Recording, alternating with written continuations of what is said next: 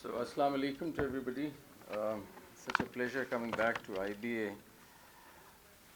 Let me first, Mr. M. Zaidi, who is an icon in his own right and somebody I hold in great stead and great respect.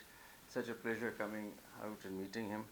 Mr. Kamran Bilgrami and Buland Suhail, and of course Dato Abdul Fareed and your dynamic team. I wanted to speak in Urdu, but I think in the next session you would have picked up Urdu and we'll be in a position to speak in Urdu, because our relationship to lead to that also. We should learn each other's languages and build a more closer relationship with each other. So this time I'll keep it in English, but next time the challenge is to learn the language also. But thank you for being here with this dynamic team and helping us out. It's wonderful. Even though the acronym is MIMIC, but this is a real-time mediation center, I must dispel the impression that it's not, artificial in any manner. So thank you so much for doing this, and I hope the relationship gets deeper, and you also sort of come out to Islamabad and sort of see our facilities at the Federal Judicial Academy also with the help of IBA, and the more it is, the better. And I'm so happy to say that it's just yesterday that I was talking to Kamran Saab and Buland Saab about ADR, and they've really, IBA has done a wonderful job, and it deserves a clap actually, the way they've done it in such a short period of time. And even though they call it a movement, I'll call it a revolution. I think they've really got it going, and everybody's talking about it. So ADR is the future, and I think we need to look at it in that context. I just want to say a couple of things, just as Jawad says it all, and he's covered the whole span. I just want to share it with Datu Abdul Rahman here and the team from Malaysia, as to understand the landscape in Pakistan. It's very important to understand that we have about 2.4 million cases in Pakistan, and 86% of our backlog is the district courts. So constitutional courts would have maybe 13-14% of the cases, but the rest are all in the district courts. So the system is pretty sluggish, and there's a judicial congestion, and we need to find and address that problem. In Pakistan so far, there's a single track. Anybody who has a dispute would rush to court. And it's as if there's one road leading to court. I think, so the mindset has to change, and mindset of a litigant has to change, and I think awareness would be such an important part and parcel of this program, because unless people understand that there's no one road, there are multiple roads now going towards dispute settlement, which includes mediation, which includes arbitration. And let me just add that we're coming up with our new law in Pakistan on arbitration, and our earlier law of 1940, inshallah, is going to be scrapped, and we'll have a very liberal and a progressive arbitration law where the court interference is going to be minimal. So there's more finality attached to the work than arbitrator does. So that also kind of creates a new space in this landscape. So with the new arbitration law, we have some laws on mediation. Some of the laws are talking about mandatory mediation, a very rich jurisprudence that you've heard from Justice Jawad. So I think we're heading in the right direction, but the reason why we're heading in this direction is because of the cases and the sluggishness that we have in the courts. We have a very limited number of judges. I think we need to have far more judges. If we were to look at the international parameters of having 90 judges per million, we have 13 per million. So that would mean that we would probably require about 15 to 20,000 judges. So that's another area altogether. So the mindset, the request here is that we must change our mindset. You do not go to court if you have a problem, if you have a dispute. You try to negotiate. You try to mediate, you try to arbitrate, and if nothing works, God forbid, nothing works, or if a matter requires some judicial interpretation, do you go to court? But you don't go to court otherwise. So let's just keep courts really at a distance, and whenever you look at a dispute. And last time I spoke about the fact that the companies must think of resolving their matters within the company first.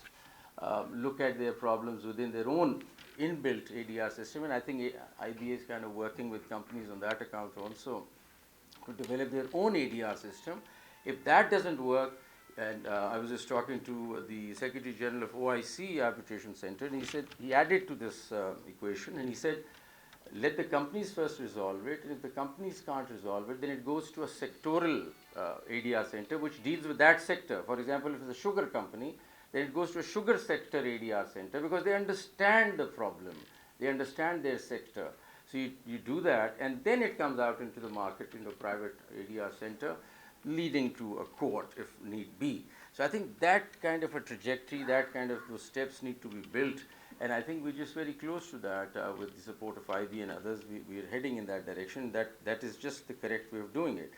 The other point that I wanted to make is that in a system which has judicial congestion and which has a very sluggish litigational landscape, I think it is the right to access to justice, which is a fundamental right to access to justice necessitates that there have to be other routes to resolving your disputes. So when we say, it's traditionally said that right to life includes right to access to justice. Now, access to justice does not mean going to court alone. So I think it is about time that we start considering that access to justice actually means access to resolution of the dispute, a forum where I can resolve my disputes. So where there is such huge congestion, it is now an obligation on the state to provide these avenues, including mediation, including arbitration. So when I say I have a right to access to justice, it includes mediation, it includes arbitration, and it does not, the traditional notion of having right to access to justice is going to court, I think needs rethink. We need to include this into it. Secondly, I would also request that while we sort of refashioning our mindsets, we must think of ADR will stand for alternative dispute resolution. For a minute, we sometimes think it's a separate little system on the side. These are the courts, and then there is ADR, and should we go to that side? I think that also requires a little rethink. I think ADR or all these other avenues are complementing the justice system. They're part and parcel of the justice system. So to think that ADR is yet some other entity outside the justice system would be wrong. The justice system provides multiple avenues to decide your disputes, one being the court, but there are other avenues also. They're part and parcel of one big justice system. And if you were to think like that, that makes things far more clear, rather than thinking that ADR is some separate entity that we go to as if we're just leaving the justice system and going somewhere else. That's not how it is. It's one big justice system which includes mediation as an option to resolve dispute, because justice system is nothing but service delivery of dispute settlement. So dispute settlement, one way is to do mediation, arbitration, and then also the courts if need be. So do not think of the courts to be the only mechanism as a justice system, and this being some sort of a contraption or on the side. No, it's not. It's just one big part and parcel, and we've been now talking about it jurisprudentially also, that it's one big justice system and everything complements each other.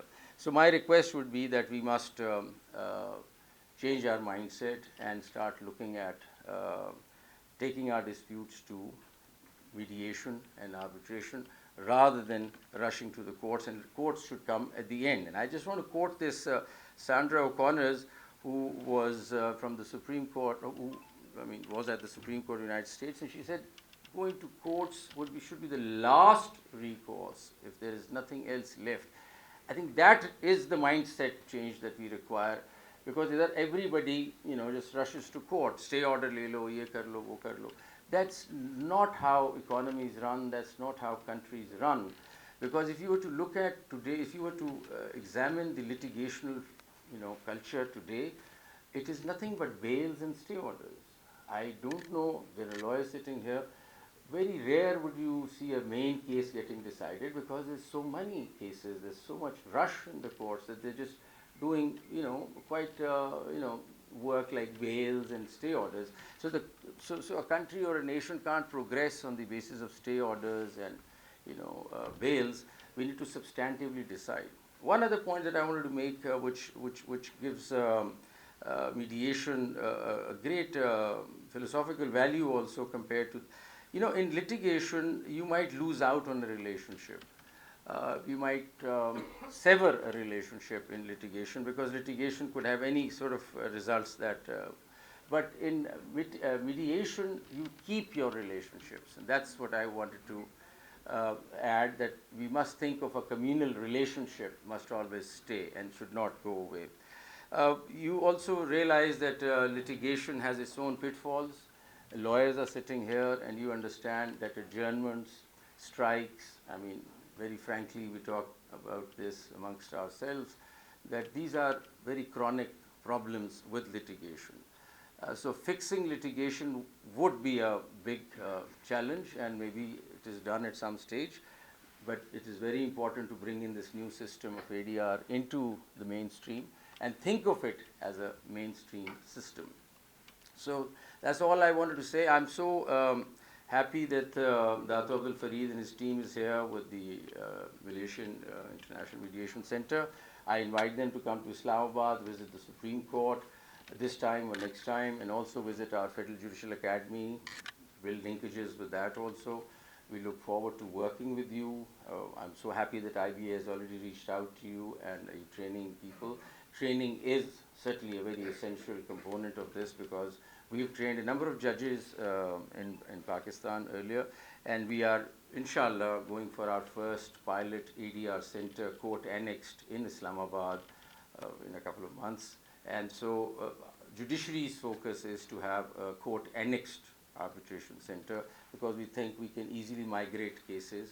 And our experience in Lahore has been that thousands of cases migrated in a couple of months, because a number of areas like family and contractual matters and commercial matters, which are just sitting in the courts unnecessarily, could be taken out.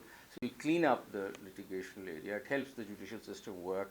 So we can take that out, and court annexed is something that we want to focus, but we fully support private centers like the IBA and others who are doing work, and we support that, certainly. And I think the idea of ADR, the time has come. I'm quite clear on that. And we just need to keep pushing, and it will take over. But I request everybody to change your mindset. God forbid you have a dispute tomorrow, do not rush to courts. And I request all the lawyers that on your table, the first thing is not to rush to the court and get a stay order. Please, let's negotiate, let's settle. That's what our religion also talks about, sulah and settlements. That helps societies get stronger. Thank you so much.